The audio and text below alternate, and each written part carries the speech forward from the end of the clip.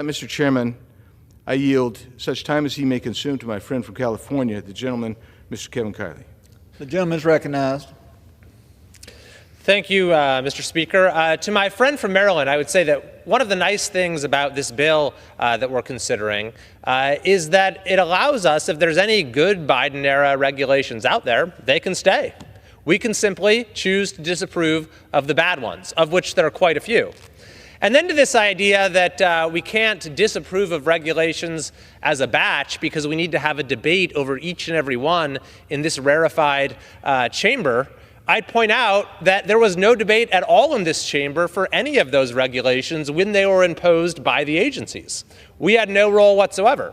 And so this act allows us to reclaim our legislative authority and our role in the policymaking process going forward.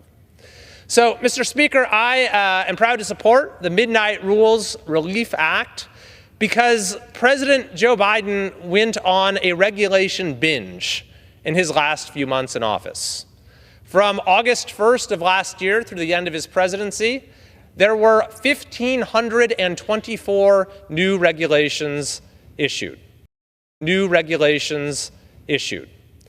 This bill today will allow us to press the reset button and to have a more considered process for policymaking when it comes to all of these different areas affected. So there are three main reasons I think that this is a good idea. The first has to do with the nature of regulations themselves. The death by a million cuts that's being felt by every industry, every sector throughout our country. When it comes to energy projects to make our country energy independent, when it comes to transportation projects to make our roads safer and to alleviate traffic, when it comes to forest management projects, when it comes to just about anything you can think of, when it comes to being a small business owner, the sheer weight of regulation after regulation after regulation is making it unduly difficult to build, to grow, to expand, to empower people, to hire, to move us towards the prosperity that this country is truly capable of. Secondly, there's a question of democratic legitimacy. When you have a president who has just been rejected by voters, or in this case at least he chose not to run again, and his vice president did not succeed in getting elected, to then issue over 1,500 regulations is a way of trying to lock in unpopular policies. And so what this bill does is, again, it only affects new regulations in the last year of one's presidency. It prevents this sort of undemocratic hangover effect where new regulations are hastily thrown together in order to block the change that people have voted for. And finally, I'd point out that there is a question here, there's an opportunity for Congress to reclaim its legislative authority.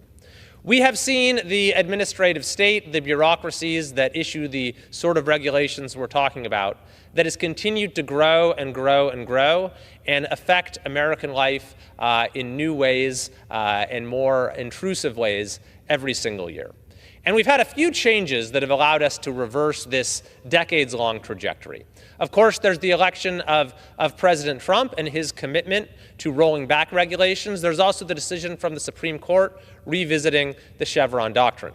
And so this legislation adds to that mix. It gives us the ability to say we're not going to continue to outsource all our lawmaking authority to administrative agencies, but rather, when it comes to the core policy of making policy that will affect the lives of Americans, we ought to be very mindful of giving that away and allowing bureaucrats to do the job that the American people have entrusted us to.